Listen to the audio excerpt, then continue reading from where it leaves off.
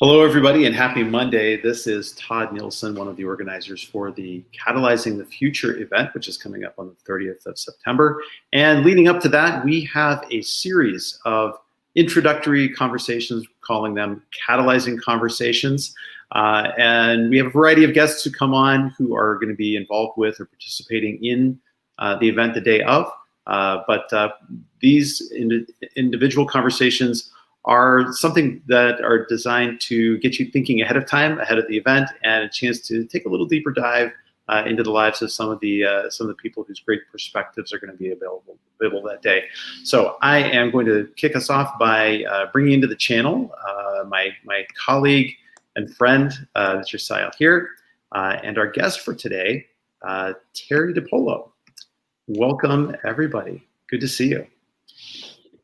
Thank you. Hello, thank you. It's good to be with both of you. Likewise. So, Todd, did you want to say anything, or should I jump right in? I've been dying to have the conversation with Terri. By all means, you told me a little before the broadcast that you guys have known each other for a long time, so I'm eager to get a little bit of the background. 1984, 5. Somewhere around Somewhere in there. Oh, my goodness. Long time ago. So under what circumstances did you guys meet under? We sat next to each other in German class in high school. And no, I don't speak German. So without going that far back, who is Terri? So Terri, who are you, my good friend? Introduce your voice to the world. Girl. I'm still that girl. And I just said it before. I'm just a girl. Looking to enjoy this world and get the most out of it I can when I can. So the thing that has intrigued me, and I would love your perspective, especially on the time in which we find ourselves. The thing that has intrigued me about Terri, and I speak about you in the third person momentarily, is your ability to see things the way they are, the humanity in people, the reality of a situation, and where a lot of other people struggle to see those things. Interesting. And one thing that I will say is most interesting about that is I don't see it in myself. There's a lot of things that I see in other people that I never see in myself. I don't know how to speak to that really. I guess I feel like my goal is always, and maybe that's, you kind of asked me the other day, what makes me tick? What makes me tick is order, number one. And I think that's because of the day of the year that I was born under the sun and the Mercury here, there, whatever. Beyond order, it's what can I do for you? What can I do for you? And I can't know what to do for people who won't tell me. So I got to figure it out myself. And people these days, I feel like, are very closed off to sharing a lot of their feelings. And perhaps that's where that intuitiveness comes from. Or as I mentioned, maybe it's the Strega line and the Italian side of my family. So it's the degree of authenticity. It's sure. Where people really, I mean, if you look around today, right, people struggle with being themselves because they're always looking to be something else. Definitely. And if I can be so pointed, I've never seen you struggle with being yourself, which is a fantastic thing. It's rare. Nope, I'm who I am. I'm what you get. Yeah, I would agree with that. And I think that a lot of people, because of those challenges in being authentic, that they create roadblocks not only to themselves, but to relationships with others as well. So Terri, I wanted to ask you, do you feel that sort of roadblock to being authentic or being, in person, is that a result of technology, or is there something more recent in terms of the COVID virus and some of the things that are going on right now that are such a stress on everybody, that's really kind of caused that to be more on your mind? I think that I would say that it's just kind of been an evolution in society, and it might be the technology that we're more apt to connect over these technology opportunities, which of course is going to block that authenticity and what my true feelings are and what my true intent is. I am a non-Facebook user because I don't buy into that. I don't feel like people really put their true felt selves forward, or they put forward some level of boldness that they don't and maybe shouldn't have naturally. But at the same time, I think that what's going on right now is giving people more opportunity to be less authentic, because there's a lot of bandwagon cause jumping on right now. Well, I know it's an interesting theme we've had in some of the other conversations, is that people are, I think, because of the ways that technologies have been implemented, sort of the algorithms about like what Facebook favors or what Twitter favors, tends to be heightened emotion or angry feelings or things like that. That it's encouraged almost some of these bad wolf kind of behaviors among people. And it's as somebody who works in technology, especially works with technology as a mediator for connecting people. It's disturbing to me to see, how that's happened in some of the large social media platforms. It's one of the reasons I like sort of little social media platforms where they're more, specific kinds of small communities where people can get to know each other and build some trust with each other over time. And so I guess I have a very specific opinion, and I'm kind of interested in knowing, do you think it's possible to make better connections using the internet? Because we're sort of forced into that realm right now. Yeah, and I think that if you made more meaningful connections, I did have a Facebook account once upon a time, and originally I got it to stalk my children. But of course, others would find me and friend request me, and I kind of went, I haven't talked to you in 35 years. Why do I need to be friends with you? Why do I need to know what you ate for dinner last night? And so I got a little bit pickier about who any relative I would accept their requests. But beyond that, I was like, if we never sat down and had a beer, we don't need to be Facebook friends. And even then, some of them were distant enough that some of those behaviors that Facebook and the other larger platforms will bring out were enough that I went, hey, I don't have to spy on the kids anymore. I'm out of here. All I did was close my account, and then I did get some follow-up emails about, well, why aren't we friends anymore? Like, you didn't do anything. I just left. But yeah, I agree with you as far as the smaller platforms. I recently inherited administrative responsibilities for the family website. Originally, it was through GoDaddy. I don't know who it's through now. I just have the login. But it's something that my dad also wasn't into Facebook, and so he created a family website so that those more meaningful relationships could be there. And it didn't become a bunch of bickering. It was, hey, so-and-so's kid graduated from college. Isn't that great? And everybody could chime in or not. But it was more meaningful than, what did you have for dinner last night? Right. Well, it's interesting. I think we do struggle to show our humanity, through these media that we've created now. And I know that the theme of the talk today is seeing the humanity, right? It almost can sound like a silly thing. Well, of course I can see that you're human, right? But what does that really mean to be able to see into or recognize the humanity of others, and sort of what can we be doing better, or what do we need to remind ourselves of in order to, in the language of the young, how do we human better? So instead of answering your question, I'm going to tell you a story, because that's what I do. So I guess, who am I? I'm a girl that tells stories. When my kids were little, we were driving somewhere and somebody comes flying past us and cuts us off. And I just kind of went, oh, all right, we'll adjust for that and move on.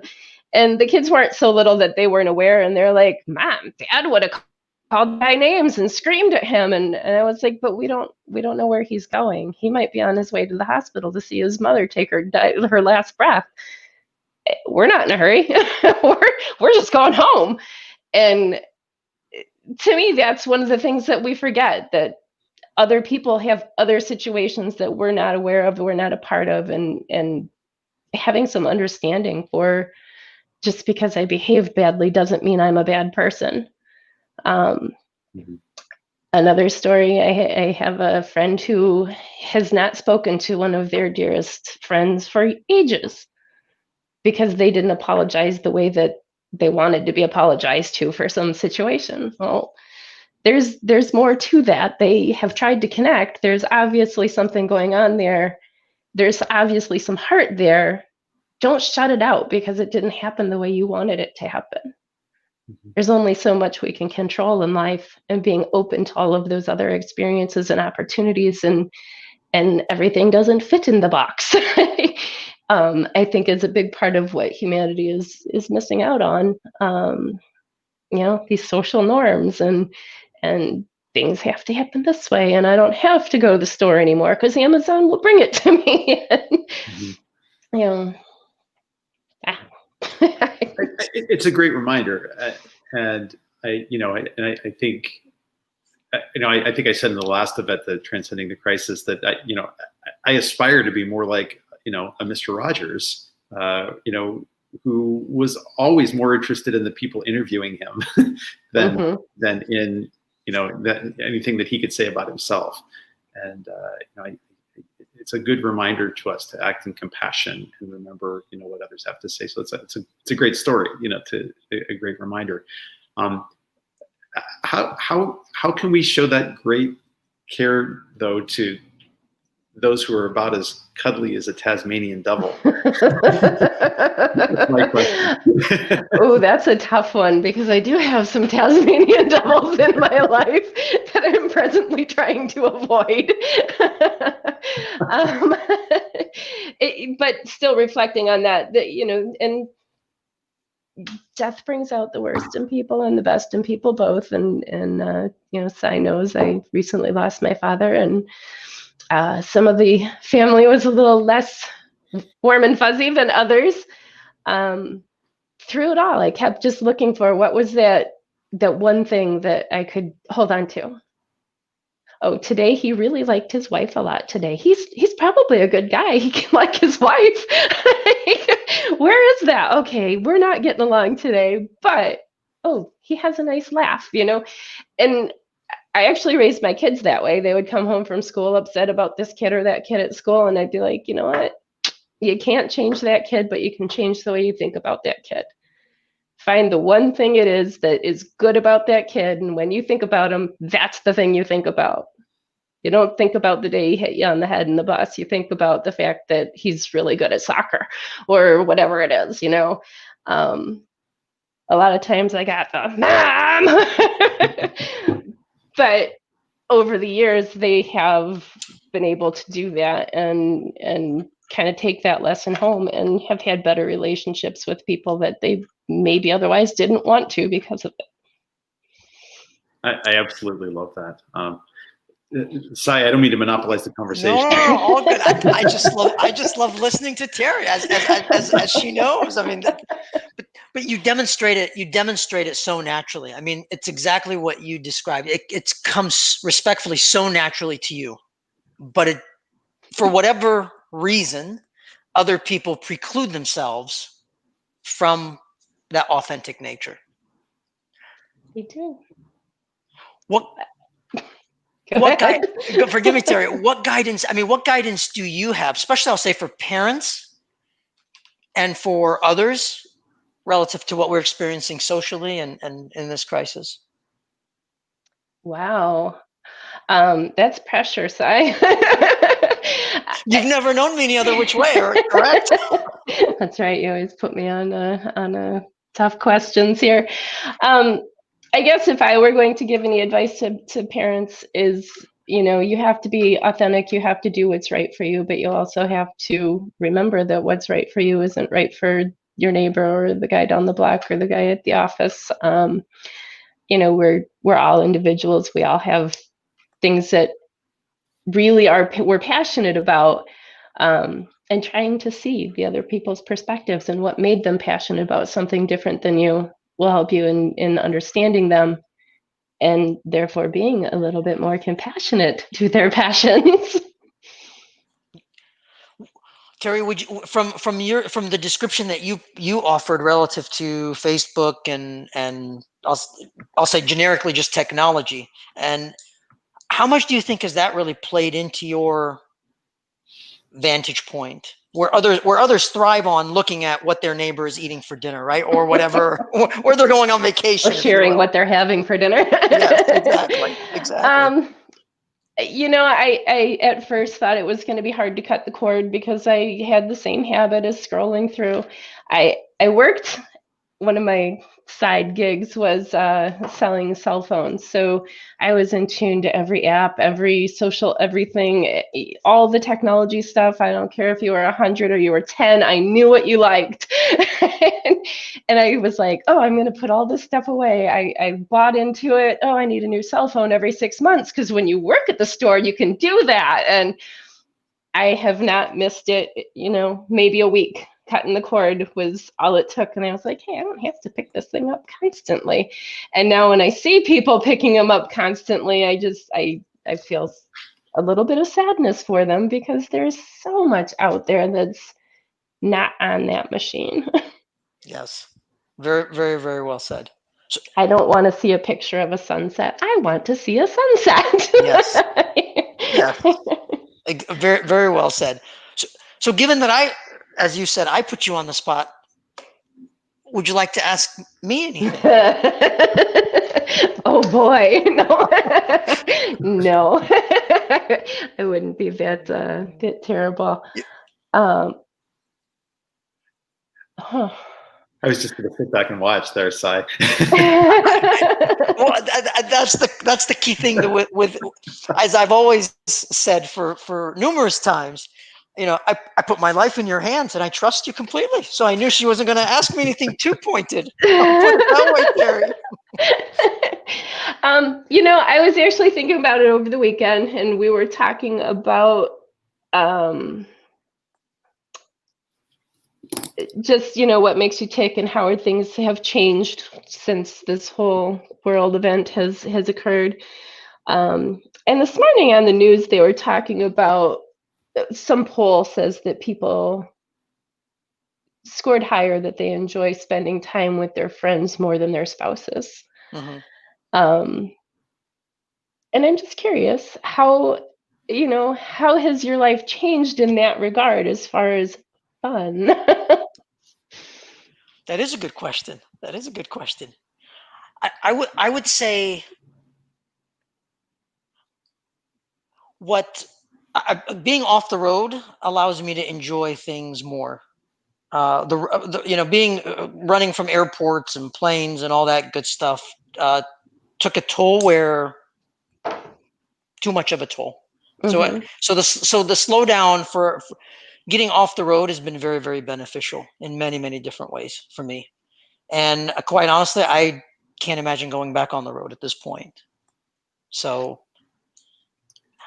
I can tell you additionally where I have always been emotional, that's probably taken an exponential factor.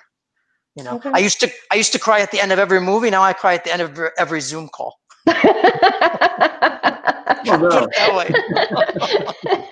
That's fabulous. There you go. I am not surprised by this. You know me exactly. You know me very well.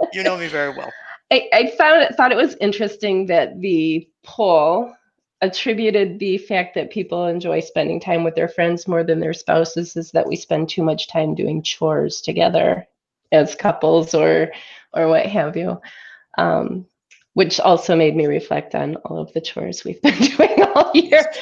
But I guess I didn't see it as I'm not spending quality time and I can't find ways to enjoy this. We just built a shed that some of the directions pages said this is going to take 3 adults, but the 2 of us did it just fine. Yep. And there were times that trusses landed on his head, and that didn't feel good, but we really had a good time doing it. Yes. It's a treasured experience, exactly to your point. Right. And I think that just the together time and, you know, having good quality conversations as you tighten bolts and things like that was really valuable. So I was kind of surprised by this poll this morning, and you can't enjoy your spouse if you're just doing chores. Yes. So, Terri, if you look back on and I'm going to say it this way, the era where we didn't have this technology that we do now, right? And reflecting on where we are now, I'll never forget what is it? I think I texted you in the middle. I don't know if you remember this. I texted you in the middle of the day and I said, hey, do you remember when we couldn't text each other? Very different world. Definitely a different world. I can say that my life would totally be different. I may never have moved to Minnesota if I didn't have opportunities with technology and being able to connect with my family and what have you.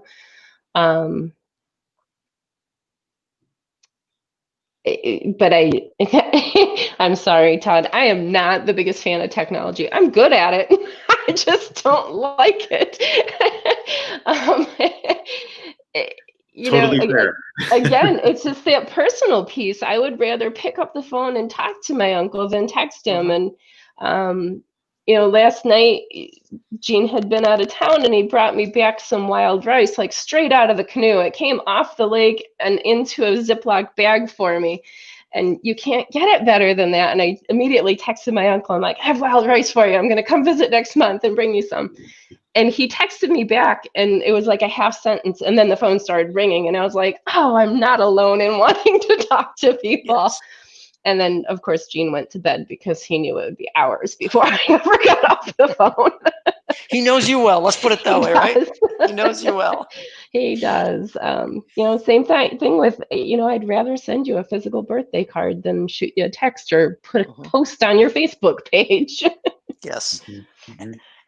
And that distinctive quality that you've exemplified throughout the conversation, that distinctive quality has been respectfully there, a tremendously core to who you are and everything you've done over the years.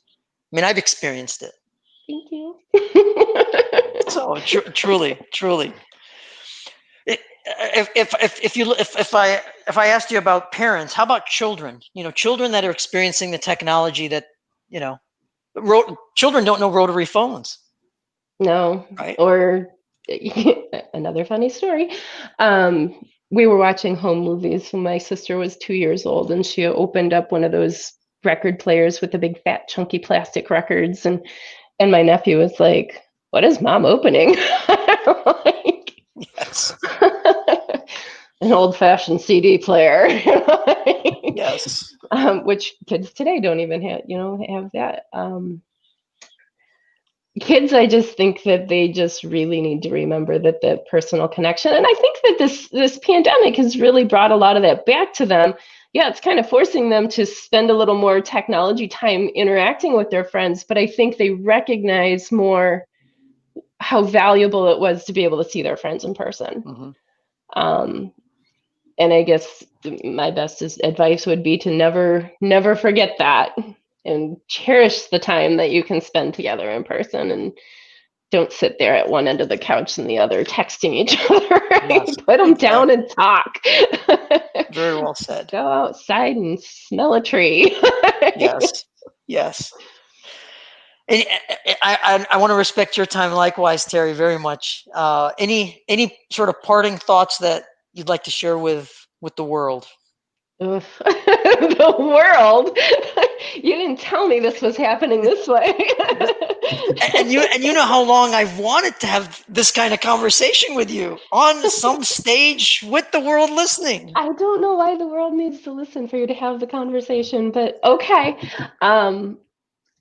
Parting thoughts, just love each other, be authentic, enjoy everything, choose happiness. Very well said. And the answer to your question, why the world needs to to have heard that message, it's exactly because the value of that message. You're tremendous. Thank you. You flatter me. It's like your Terri, day job. so nice to meet you, Terri. Thank you for spending some time to share your ideas with us, and we'll look forward to seeing you again soon, we hope. Very good. Thank you for your time. Thank you. All right. Well, everybody, thank you for joining us. This has been a Catalyzing Conversation with Terri DePollo. Great messages around being authentic and choosing happiness. We hope you choose the happiness of joining us on September the 30th to be a part of the Catalyzing the Future conversations. It's going to be an amazing day, full of panel discussions, 3 simultaneous streams of multiple panel discussions. You will leave with a notebook full of ideas and information and thoughts that we hope to be able to move from the ideal or the theoretical into actual practice. We want these things to be usable concepts for you. So the event will be followed by a series of micro workshops intended to help you get the most out of the conversations of that day and to continue them past that day as well. So until the next Catalyzing Conversation, we hope you take this opportunity to go to catalyzingthefuture.com and sign up for the event. It is absolutely free. It is virtual, and it is going to be a lot of fun. So have a great Monday, everyone, and we'll talk to you again soon.